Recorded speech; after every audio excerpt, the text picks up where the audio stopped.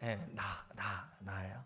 성경은 우리가 예수 그리스도의 십자가의 공로로 죄사함을 받고 의롭다함을 받았다고 말합니다. 이걸 좀 어려운 말로 칭의라고 이야기해요. 요한복음에서는 구원을 영생을 얻었다라고 말합니다. 이것은 다른 말로 이야기하면 거듭났다라고 이야기해요. 거듭났다는 얘기는 뭐예요? 다시 태어났다. 그런데 우리가 어떻게 태어났습니까?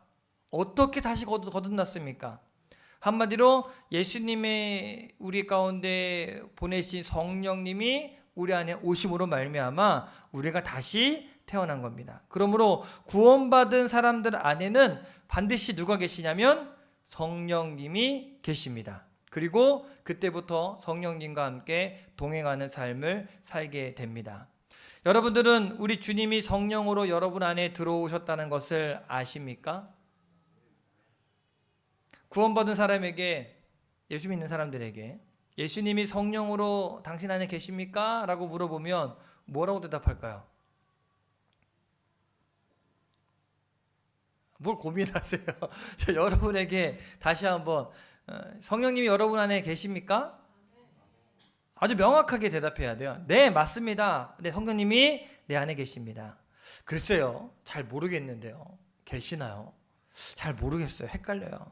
그것은 아주 이상한 대답입니다. 왜냐하면 자녀가 있는 부모한테 자녀가 있습니까? 라고 물어보면 뭐라고 대답해요? 있나? 잘 모르겠어요. 이럽니까? 제가 가끔 이제 셋째, 넷째만 데리고 밖에 나가면 저희가 젊잖아요, 부부가. 그러니까 둘밖에 없는 줄 알고 애가 둘인가 봐요. 그럼 제가 꼭 이야기해요. 아니요, 넷이에요. 둘 더 있습니다. 라고 확신에 차서 얘기합니다. 둘 더 있나? 라고 고민하지 않습니다.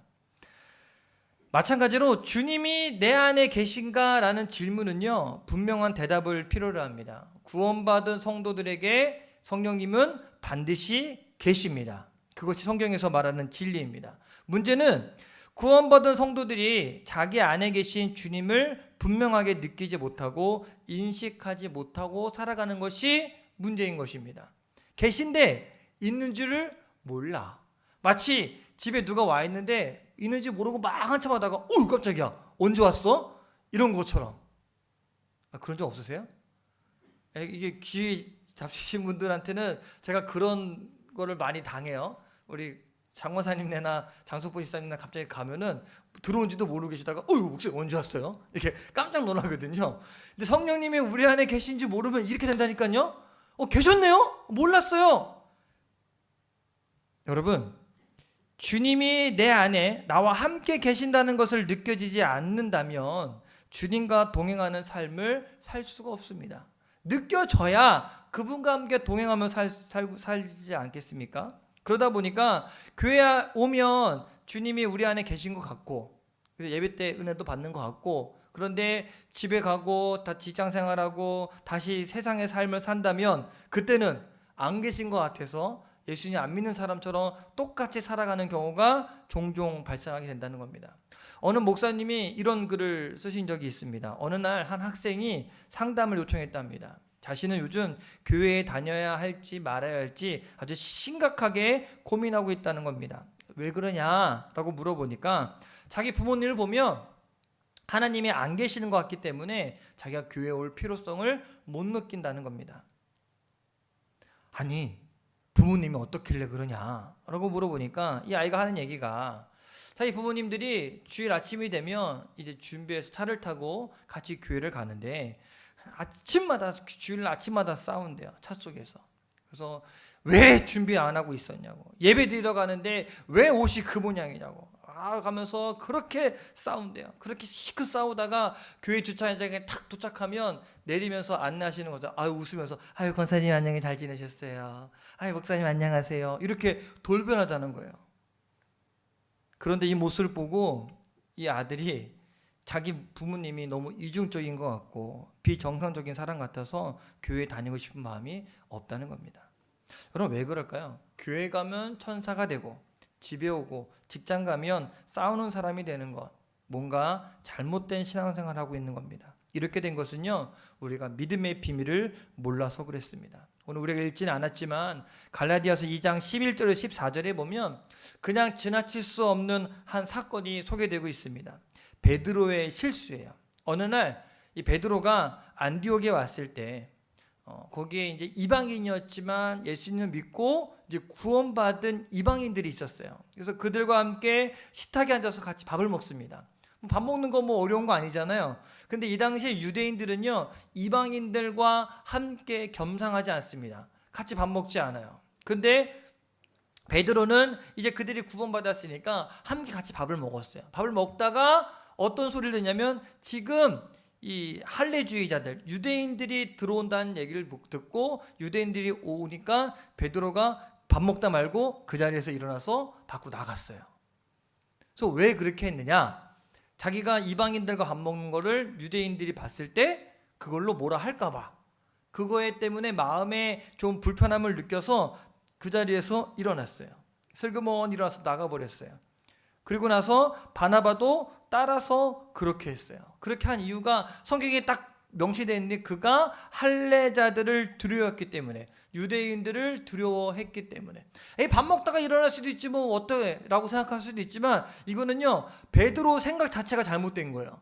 그들은 이미 구원받았고 주님의 자녀인데, 이방인들이라고 할지라도, 근데 그들이 밥 먹다가 유대인들이 오니까 그들이 뭐라 할 것에 대한 두려움 때문에 그냥 일어나지도 않았잖아요, 아직 일이. 그들은 이제 우리와 친분이 있는 이제 한 가족인데도 불구하고 거기서 자리에 일어나서 도망간 겁니다.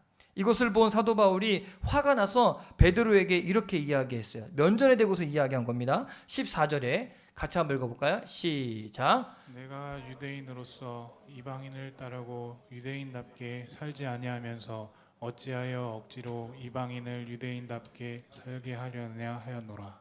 자, 이 말은 이렇게 좀 해석할 수, 좀 어려워 보이지만 이렇게 해석할 수 있어요. 베드로, 당신은 믿음으로 의롭다함을 받는 자는 진리를 알고 그래서 구원받은 이방인들과 같이 밥 먹으면서 어째서 할례자들 눈치를 보고 이방인들을 유대인처럼 살게 하려고 합니까?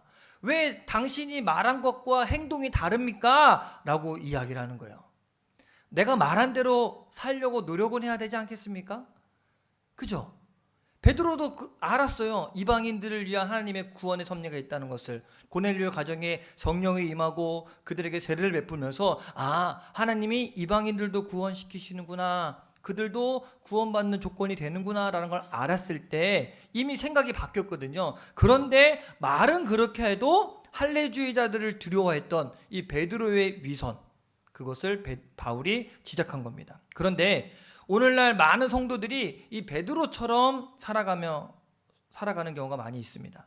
주님이 성령으로 우리 안에 계신다는 것 너무나 분명한데 주님이 함께 계시지 않는 것 같고 세상은 너무 크게 보이고 그래서 절망하고 슬퍼하고, 다른 한편으로는 또 몰래 죄짓고 자기 욕망을 따라 살고 마음대로 남을 욕하고 미워하며 살아가는 경우들이 많이 있습니다. 그것은 성경이 말하는 믿음의 비밀을 잘 모르기 때문이고 그 구원의 진리를 잘 믿지 않기 때문입니다. 그래서 교회에서 다르고 집에서 다르고 아무도 보지 않을 때 다른 그런 비정상적이고 이상한 믿음 생활을 할 수밖에 없는 것입니다. 여러분은 교회에서의 생활과 집에서의 생활이 똑같습니까? 다릅니까?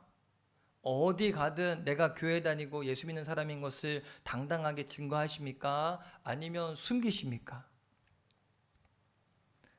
그래서 오늘 바울이 갈라디아서를 통해서 우리가 가진 믿음의 비밀에 대해서, 다시 말해서 우리가 율법에 대해 죽고 하나님에 대해 살았다는 것이 무슨 의미인지, 믿음으로 의롭다함을 받은 자만에 일어나는 놀라운 변화, 내적인 변화가 무엇인지에 대해서 아주 명확하게 가르쳐주고 있습니다. 자, 그렇다면 믿음으로 의롭다함을 받은 우리 안에 일어나는 변화가 무엇인가? 갈라디아서 2장 20절 말씀을 다시 한번 읽겠습니다. 이거는 외우면 좋아요.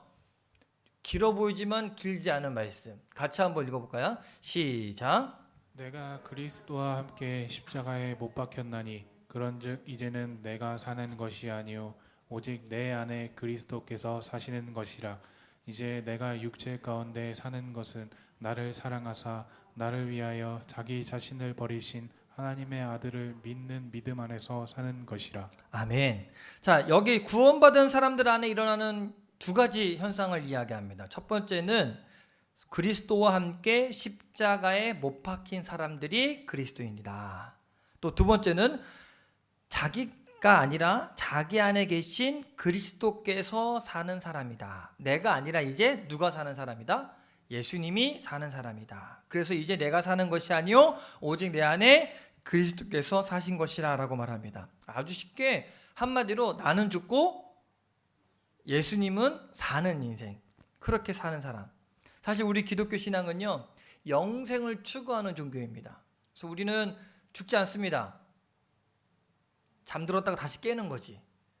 어디 갑니까? 천국 갑니다. 근데 영생은요 영원한 생명이라는 것인데, 이 영원한 생명은 내 것이 아닙니다.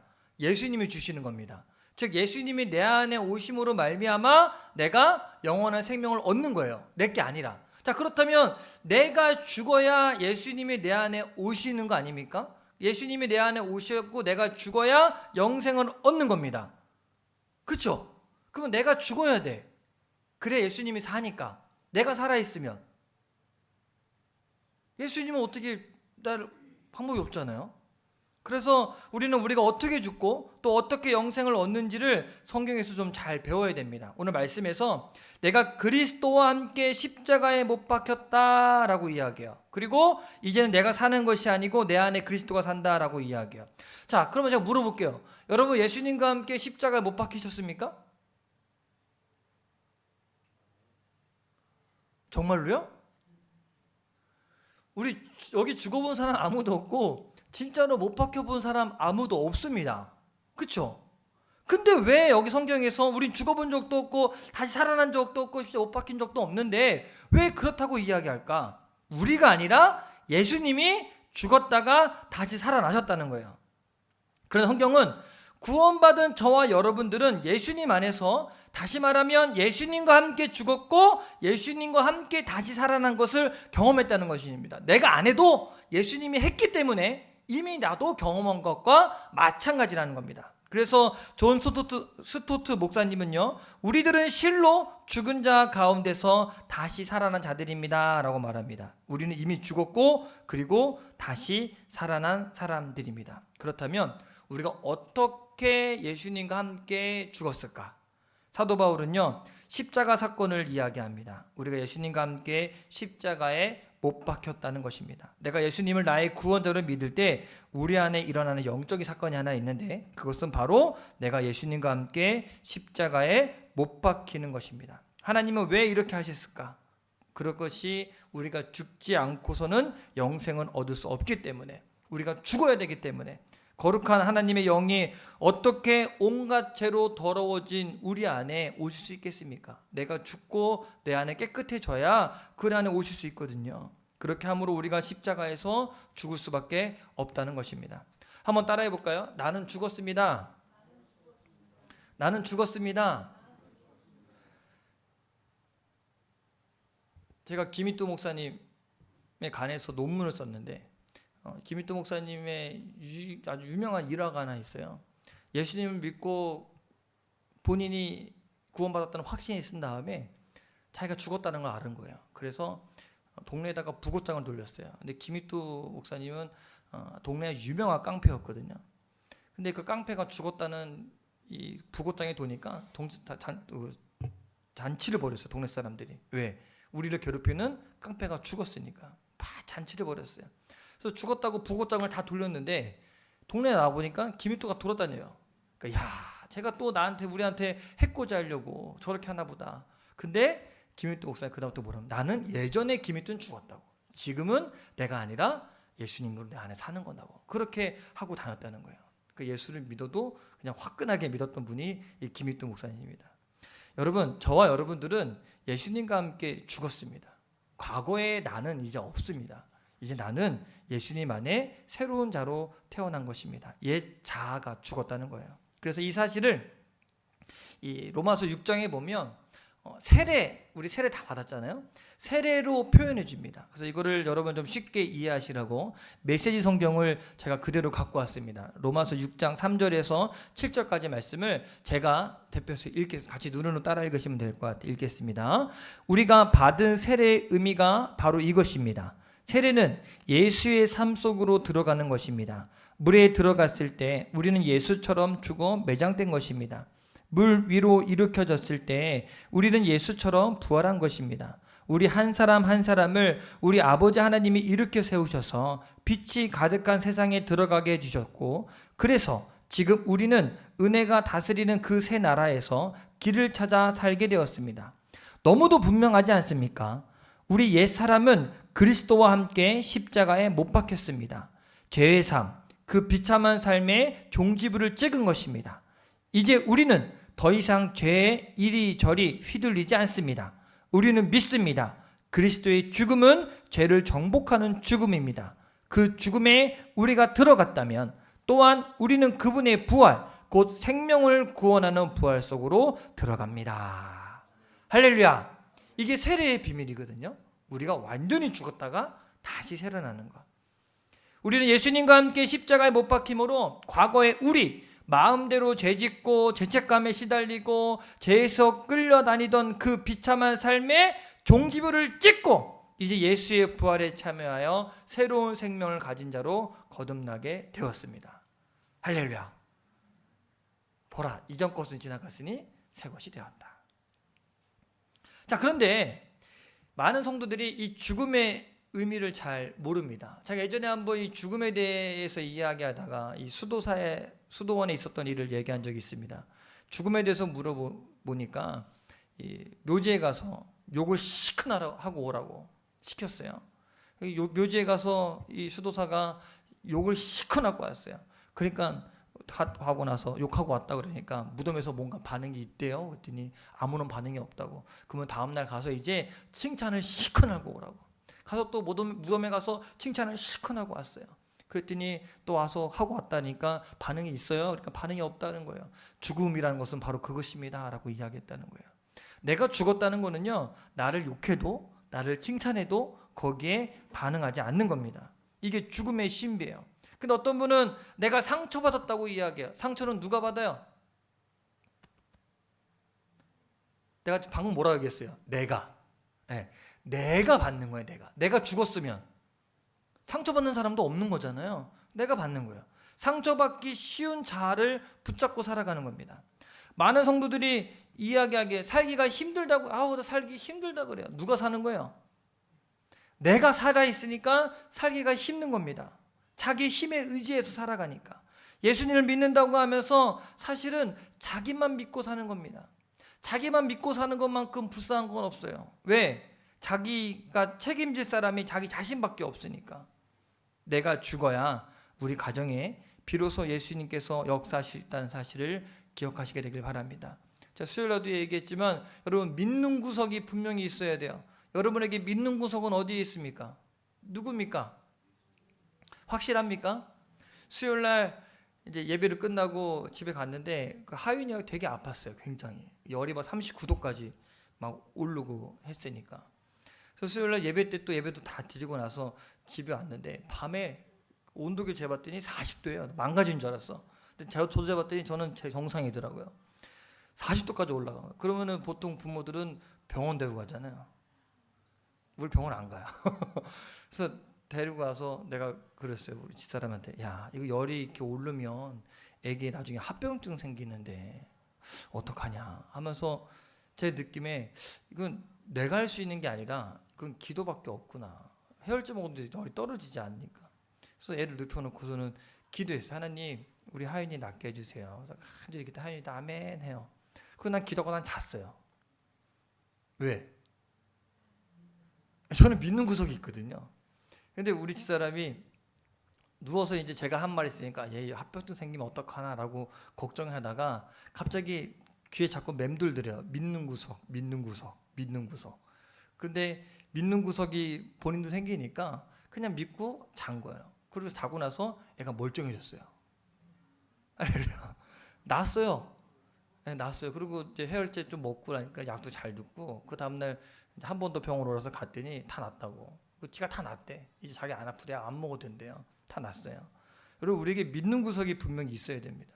근데 내가 살아있고 내 안에 아직 내 욕심이 남아있으면 이 믿는 구석이 없어져요. 그냥 내가 걱정하고 사는 겁니다. 그냥. 또 성도들이 오해하는 것 중에 하나가 성경은 이미 우리가 죽었다고 말하는데 자기가 죽었다는 사실을 잘 모르고 자꾸 죽으려고 애를 쓴다는 거예요. 그래서 뭐라고 이야기해요? 아유 내가 죽어야지. 그래 내가 죽어야 돼 라고 이야기합니다. 그러나 죽으려 한다고 우리가 죽어지지 않습니다. 내가 자존심 내가 꺾고 살아야지 꺾어지지 않아요. 다시 살아나지. 근데 우리가 할 수 있는 것은요, 이미 우리가 장례를 치른 자인 것을 기억하고 이미 죽은 거기 때문에 우리는 고백만 하면 됩니다. 죽어야 하는 것이 아니라 죽음을 믿음으로 받아들이는 겁니다. 나는 이미 죽었다. 따라 한번 해볼까요? 하나님, 저는 예수님과 함께 죽었습니다. 이렇게 믿음으로 고백하는 삶을 살아라는 겁니다. 그리스도 안에서 주어진 죽음이 실제가 될 수 있습니다. 그러므로 이제 우리가 분명히 확신하고 살아야 할 것은요, 나는 죽었고 예수님이 성령으로 우리 안에 내 안에 살아계신다는 겁니다. 이것도 여러분에게 좀 확인해 보겠습니다. 여러분, 예수님은 지금 어디 계십니까? 확실합니까? 여러분 안에 계십니까? 혹시 어디에 계시는지 고민되시지 않습니까? 지금 예배 드리고 있으니까 예배 드릴 때는 예수님 내 안에 계시고 예배 끝나고 집에 가면은 예수님은 교회에 계시고 다음 주에 뵐게요 인사하고 그냥 가십니까?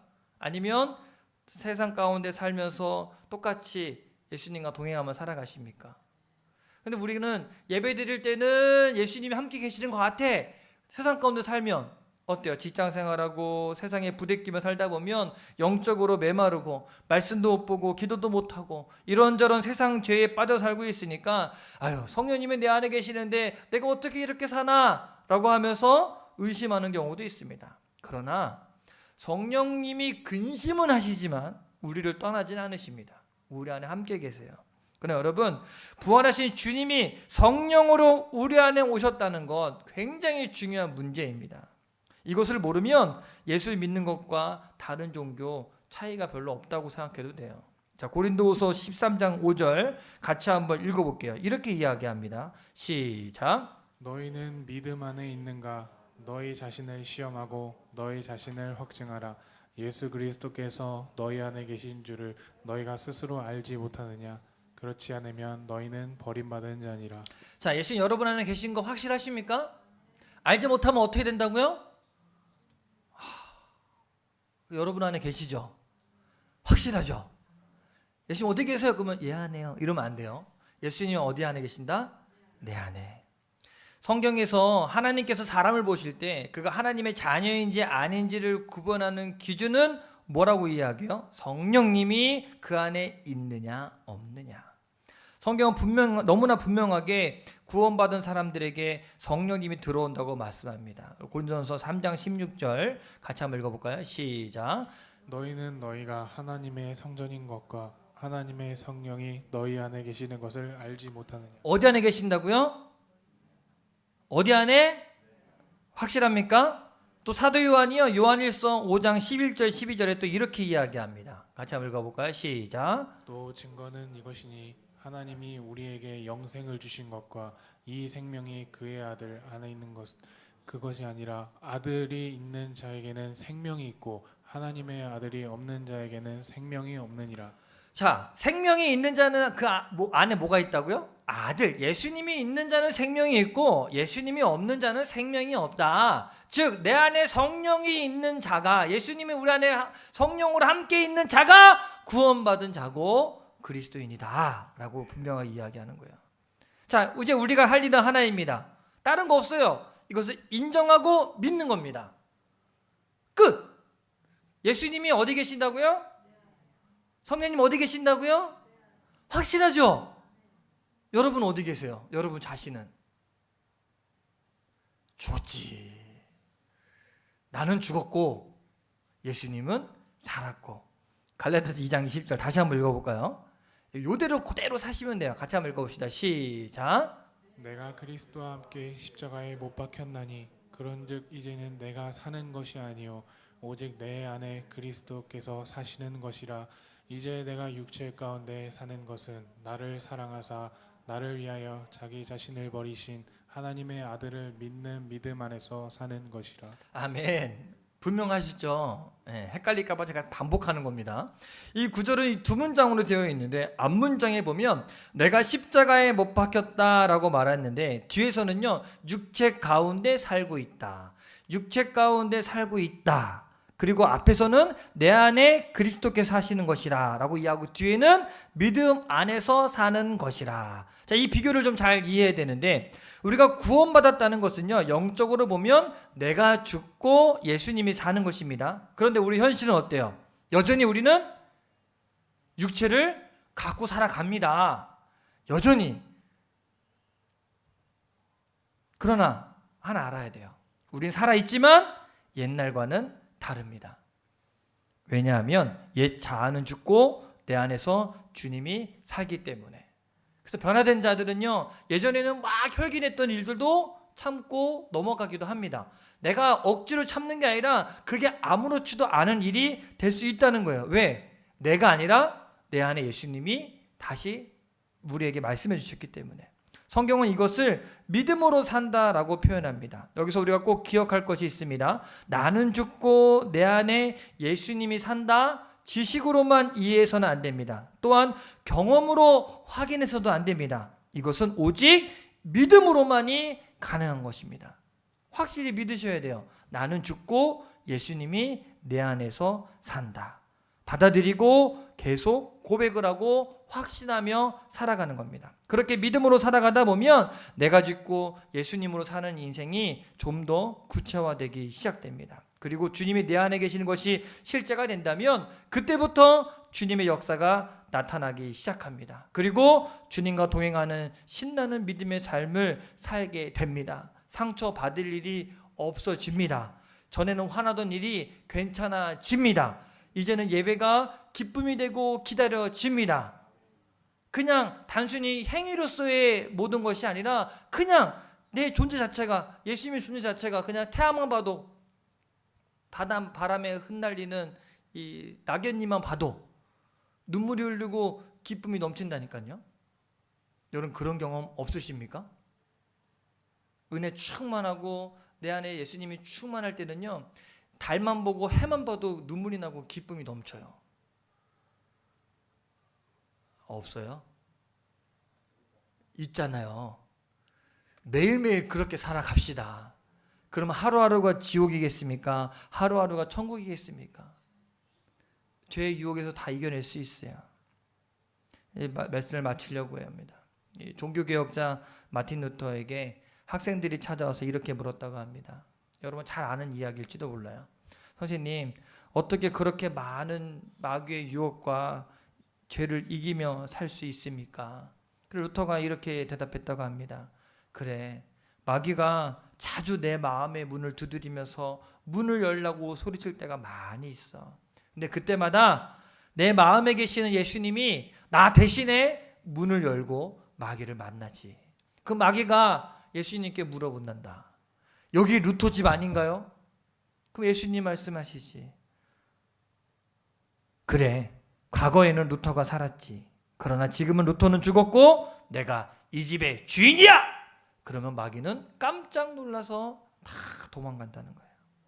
이것이 내가 시험과 유혹을 이기는 방법이라네. 자, 그러면 여러분, 우리가 날마다 믿음으로 나는 죽었다라고 사망 선언을 하고 예수님이 내 안에 계시고 예수님이 내 인생의 주인입니다 라고 고백할 수 있는 저와 여러분 되길 바랍니다. 이렇게 사는 것이 믿음으로 사는 것이고 죄를 이기는 삶이고 승리하는 삶입니다. 따라해 볼까요? 나는 죽고 예수님은 살고.